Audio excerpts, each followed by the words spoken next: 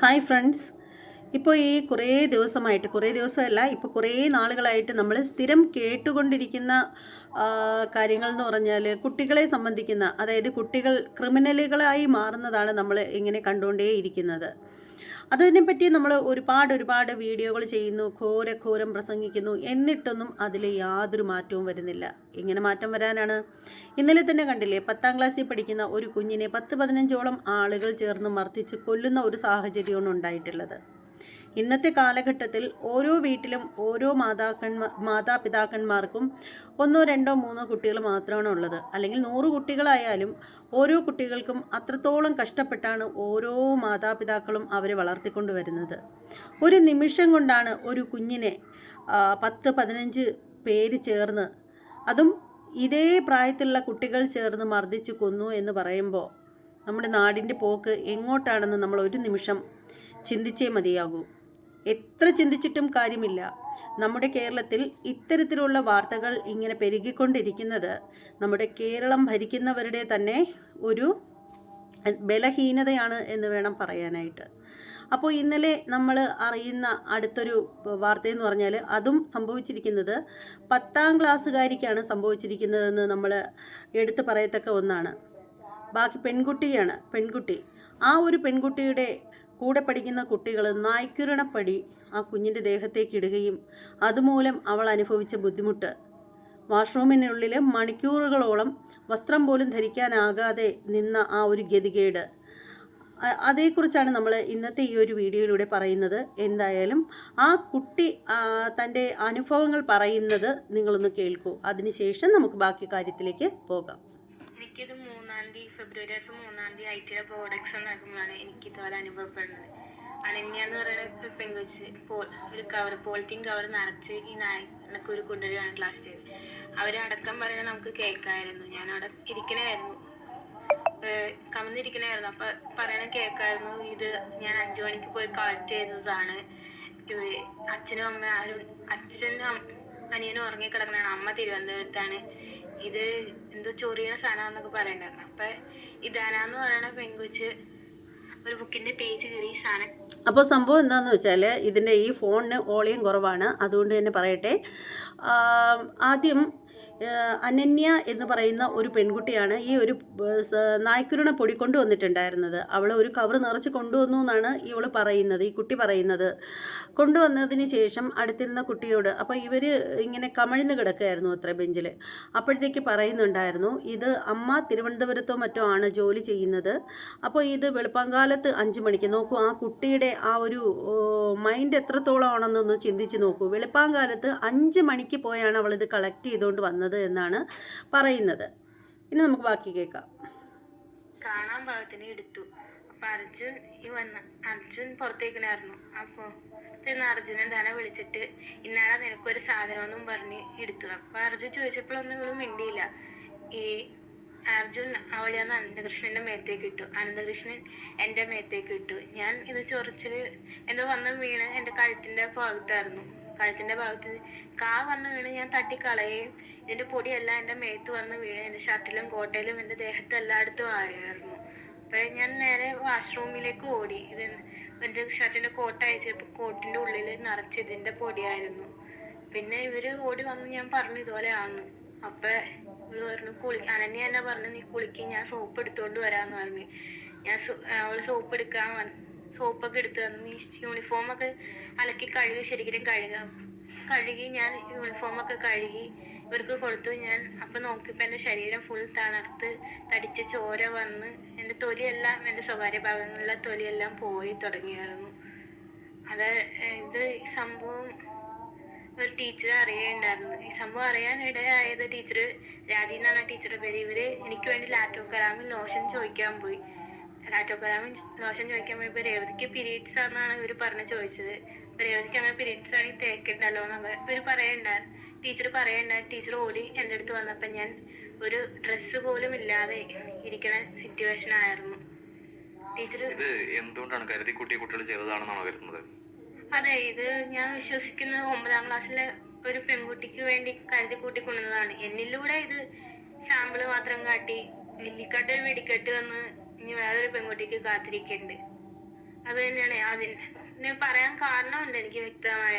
ഇത് 7-ാം തീയതി ഞാൻ ക്ലാസ്സിൽ ചെല്ലുകയുണ്ടായിരുന്നു. ഇതെല്ലാം ഇതായിട്ടും ക്ലാസ്സിൽ ചെന്നപ്പോ സാറ് ലാദ്ര എന്ന് പറയുന്ന പെൺകൊച്ച് എൻ്റെ അടുത്ത് പറയാണ് ഫുഡ് കഴിച്ചോണ്ടിരുന്നപ്പോ 9-ാം ക്ലാസ്സിൽ ഈ പെൺകുട്ടീനെ ചൂണ്ടിക്കാട്ടി, നിനക്ക് ഇപ്പൊ വേദന ഇതിന്റെ മനസ്സിലായോ, ഒരു ചെറിയ രൂപേണയാണ് പറയുന്നത്, ഈ വേദന ചില വേദനകൾക്ക് മനസ്സിലാവുകയാണെങ്കിലും എന്നുള്ള രീതിയിലാണ് പറയുന്നത്. ഈ പറയാൻ ഭയങ്കര ഒരു ബുദ്ധിമുട്ടുള്ള വേഴായതുകൊണ്ടാണ്. അപ്പോൾ ഇവർ കരുതിക്കൂട്ടി ചെയ്തതാണ്. കരുതിക്കൂട്ടി ചെയ്തതല്ല എന്ന് പറയേണ്ട കാര്യമില്ലല്ലോ. ഇപ്പോൾ നായ്ക്കുറണപ്പൊടി കളക്ട് ചെയ്യണമെങ്കിൽ അത്രത്തോളം കഷ്ടപ്പെട്ടിട്ടായിരിക്കണം അത് കളക്ട് ചെയ്തത്. എന്നിട്ട് അത് സ്കൂളിൽ കൊണ്ടുവന്നിട്ട് പല കുട്ടികൾ അങ്ങോട്ടും ഇങ്ങോട്ടും വാരി വിതറുന്ന ഒരു സാഹചര്യമാണ് ഉണ്ടായത്. അപ്പോൾ അത് 9-ാം ക്ലാസ്സിൽ പഠിക്കുന്ന മറ്റൊരു കുട്ടിക്ക് വേണ്ടിയിട്ടാണ് ഇത് അവർ കൊണ്ടുവന്നത്. അത് ആ കുട്ടിയിൽ പ്രയോഗിക്കുന്നതിന് മുമ്പ് ഈ കുട്ടിയിൽ ചെറിയൊരു ഇത് ചെയ്തു, ഒരു സാമ്പിൾ വെടിക്കെട്ട് നടത്തിയതാണ് എന്നാണ് ഈ കുട്ടി പറയുന്നത്. അപ്പോൾ എന്താണെങ്കിലും ഈ പെൺകുട്ടികളെ ഇപ്പോൾ തെറ്റ് ചെയ്യുന്നത് ആൺകുട്ടിയായാലും പെൺകുട്ടിയായാലും അവർ തുല്യർ തന്നെയാണ്. നിയമത്തിൻ്റെ കണ്ണിൽ അവരെ ഒരിക്കലും വേർതിരിച്ച് കാണേണ്ട കാര്യമില്ല. ഇതുപോലെയുള്ള ഇതൊന്നും ശരിക്കും പറയുകയാണെങ്കിൽ ഇതൊന്നും ഒരിക്കലും വികൃതിയോ കുസൃതിയോ ആയിട്ട് കണക്കാക്കേണ്ട കാര്യമില്ല. ഇതൊക്കെ കുറ്റകൃത്യങ്ങൾ തന്നെയാണ്. കാരണം 15 വയസ്സുള്ളൊരു കുട്ടിക്ക് അറിയില്ലേ നായ്ക്കുരണപ്പൊടി ദേഹത്ത് വീണ് കഴിഞ്ഞാൽ സംഭവിക്കാവുന്ന കാര്യങ്ങളെക്കുറിച്ചിട്ട്? ഒന്നും അറിയാത്ത പച്ച പാവങ്ങളൊന്നും അല്ലല്ലോ. അപ്പോൾ ഇത്തരത്തിലുള്ള തെറ്റുകൾ ചെയ്യുന്നതിന് ഒരു തടയിടേണ്ടത് വളരെ അത്യാവശ്യമാണ്. കാരണം ഇന്ന് ആ ഒരു പെൺകുട്ടി അനുഭവിക്കുന്ന ആ ഒരു വേദനയ്ക്ക് അതിന് ശമനം ഉണ്ടാവണം. വെറും ഒരു ശമനം നമ്മൾ വാക്കുകൊണ്ട് പറഞ്ഞാലോ മെഡിസിൻ കൊണ്ട് മാറ്റിയെടുക്കുന്നത് മാത്രമല്ല, ഈ ഒരു SSLC പരീക്ഷയുടെ ആ ഒരു ടൈമിൽ ആ കുഞ്ഞിന് ഒന്ന് എഴുന്നേറ്റിരിക്കാനോ പഠിക്കാനോ സ്കൂളിൽ പോയി ഒന്ന് പരീക്ഷ എഴുതാനോ കഴിയാത്ത ഈ ഒരു സാഹചര്യത്തിൽ ഈ പെൺകുട്ടികൾക്ക് തക്കതായിട്ടുള്ള ശിക്ഷ കൊടുക്കുക തന്നെ വേണം. ആ ഒരു കാര്യത്തിൽ യാതൊരു വിട്ടുവീഴ്ചയും ചെയ്യുന്നത് ഒട്ടും ശരിയല്ല. കാരണം ഇന്നത്തെ കാലത്തെ കുട്ടികളുടെ മനസ്സിൽ കടന്നുകൂടിയ ഒരു ചിന്ത എന്താണെന്ന് വെച്ചാൽ, നമ്മൾ എന്ത് തെറ്റ് ചെയ്താലും ഒരു വിഷയമില്ല, കാരണം നമ്മൾ കുട്ടികളാണ്. കാരണം മുതിർന്ന വ്യക്തികൾ കുറ്റം ചെയ്യുമ്പോൾ അവരെ എത്രത്തോളമാണ് ശിക്ഷിക്കപ്പെടുന്നത് എന്നുള്ളൊരു കാര്യം ഈ കുട്ടികൾ കണ്ടുകൊണ്ടിരിക്കുകയാണ്. അപ്പോൾ അതുകൊണ്ട് തന്നെ അവർക്ക് നിയമത്തിൻ്റെ ഒരു പരിരക്ഷ കിട്ടും എന്നൊരു ചിന്താഗതിയുണ്ട്. അപ്പോൾ അത് അമ്പേ പാടേ തെറ്റാണ് എന്നുള്ള കാര്യങ്ങൾ മനസ്സിലാക്കി കൊടുക്കണം. ഇങ്ങനെ ഈ ഒരു പെൺകുട്ടികളെ, ഇതുപോലെയുള്ള പെൺകുട്ടിയായാലും ആൺകുട്ടികളായാലും, അവരെ വെറുതെ വിടുകയാണെങ്കിൽ, ഒരു തരത്തിലുമുള്ള ശിക്ഷകൾ ഇവർക്ക് കൊടുക്കാതിരിക്കുകയാണെങ്കിൽ ഇവർ ഒരു പടി കൂടി മുകളിലേക്ക് പോകും. അതായത് +2 സമയമൊക്കെ ആവുന്ന സമയത്ത്, അല്ലെങ്കിൽ കോളേജ് തലത്തിലാണെങ്കിൽ പോലും മറ്റു കുട്ടികളെ, അതായത് ഈ 15 വയസ്സുള്ള കുട്ടികൾ, അതും പെൺകുട്ടികളാണെന്ന് ഓർക്കണം, ക്രൂരമായിട്ട് മറ്റു കുട്ടിയുടെ ദേഹത്തേക്ക് ഇതുപോലെ നായ്ക്കുരുണപ്പൊടി കൊണ്ടുവന്ന്, അതും വെളുപ്പാങ്കാലത്ത് 5 മണിക്ക് കളക്ട് ചെയ്തതാണെന്ന് ഓർക്കുക, അത് കൊണ്ടുവന്ന് ഇട്ട് ഇത്രയും മാനസികമായും ശാരീരികമായും ബുദ്ധിമുട്ട് അനുഭവിപ്പിച്ചിട്ടുണ്ടെങ്കിൽ തീർച്ചയായും ഇവർ മുതിർന്ന ക്ലാസ്സുകളിലേക്കൊക്കെ ചെല്ലുന്ന സമയത്ത് റാഗിംഗ് പോലെയുള്ള സംഭവങ്ങൾ അതിക്രൂരമായ രീതിയിൽ ചെയ്യും എന്നുള്ള കാര്യത്തിൽ യാതൊരു തർക്കവും വേണ്ട. അത് നമ്മൾ എവിടെ വേണേലും പറയാൻ പറ്റുന്നൊരു കാര്യമാണ്. കാരണം ഈ ഒരു പ്രായത്തിൽ ഇത്രയും കണ്ണിൽ ചോര ഇല്ലാതെ പെരുമാറാൻ ഇവർക്ക് സാധിക്കുന്നുണ്ടെങ്കിൽ കുറച്ചുകൂടി മേലോട്ടുള്ള ക്ലാസ്സുകളിൽ വരുമ്പോൾ സഹപാഠികളെ ആ തിക്രൂരമാമണ്ണം റാഗിങ് ചെയ്യുന്നതിനൊന്നും ഇവർക്ക് ഒരു മടി ഉണ്ടാവില്ല എന്നുള്ള കാര്യം ഓരോരുത്തരും ഓർക്കേണ്ടതായുണ്ട്. അതുകൊണ്ട് തന്നെ കുട്ടികൾ, കൊച്ചുകുട്ടികളാണെങ്കിലും മുതിർന്ന കുട്ടികളാണെങ്കിലും, അവർ തെറ്റ് ചെയ്ത് കഴിഞ്ഞാൽ, ഈ 10ാം ക്ലാസ്സിലൊക്കെ പഠിക്കുന്ന കുട്ടികൾ തെറ്റ് ചെയ്ത് കഴിഞ്ഞാൽ അവരെ പിടിച്ച് തലോടി വിടേണ്ട ഒരു കാര്യമില്ല. അവർ ചെയ്തത് തെറ്റാണെങ്കിൽ അതിനുള്ള ശിക്ഷ അവർ അർഹിക്കുന്നുണ്ട്. അത് പെൺകുട്ടിയായാലും ആൺകുട്ടിയായാലും.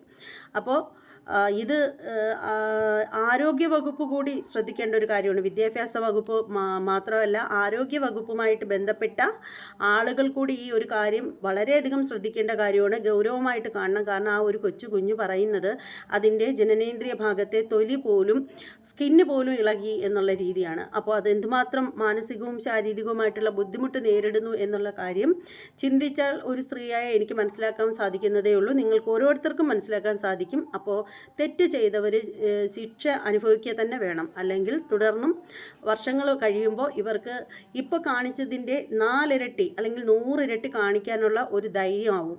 അതിൻ്റെ കാരണം എന്താണെന്ന് വെച്ചാൽ, പണ്ട് ഞാനിത് ചെയ്തപ്പോൾ എനിക്ക് വലിയ ശിക്ഷയൊന്നും കിട്ടിയിട്ടുണ്ടായിരുന്നില്ല.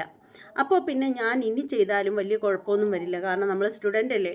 അങ്ങനെ ഒരു ചിന്താഗതി ഈ കുട്ടികളുടെ മനസ്സിലേക്ക് ഉണ്ടാവും. അതുകൊണ്ട് ഇവർ വെറും കുട്ടികളാണ് എന്ന് കരുതിയിട്ട് ഇവർക്ക് ഒരു സഹായവും അല്ലെങ്കിൽ ഒരു സഹതാപവും ഇവരൊന്നും അർഹിക്കുന്നില്ല എന്നാണ് എനിക്ക് പറയാനുള്ളത്. നമ്മുടെ ആരോഗ്യ വകുപ്പ് മന്ത്രിയും അതുപോലെ തന്നെ നമ്മുടെ വിദ്യാഭ്യാസ വകുപ്പ് മന്ത്രിയും ഒക്കെ ഇതിനെ വേണ്ട രീതിയിൽ കൈകാര്യം ചെയ്യണം എന്നുള്ളൊരു അപേക്ഷയാണുള്ളത്. പിന്നീട് മറ്റൊരു കാര്യം എടുത്ത് പറയാതിരിക്കാൻ പറ്റുന്നില്ല. ഓരോ ദിവസം ചെല്ലുന്തോറും നമ്മുടെ നാട്ടിൽ ഇതുപോലെയുള്ള കേസുകൾ ഇങ്ങനെ പെരുക്കിക്കൊണ്ടിരിക്കുകയാണ്. ശരിക്കും പറയുകയാണെങ്കിൽ ബഹുമാനപ്പെട്ട നമ്മുടെ മുഖ്യമന്ത്രിയുടെ ബലഹീനത തന്നെയാണ് ഇത്തരത്തിലുള്ള ഓരോരോ കുറ്റകൃത്യങ്ങളും ഡെയിലി ഇങ്ങനെ പെരുകിക്കൊണ്ടിരിക്കുന്നതിന് കാരണം എന്ന് ഒരു പരിധി വരെ പറയാതിരിക്കാൻ നിവർത്തിയില്ല. അപ്പോൾ എന്തായാലും താങ്കളോടുള്ള ബഹുമാനം നിലനിർത്തിക്കൊണ്ട് തന്നെ ഞാനത് പറയുകയാണ്, പറയാതിരിക്കാൻ പറ്റില്ല.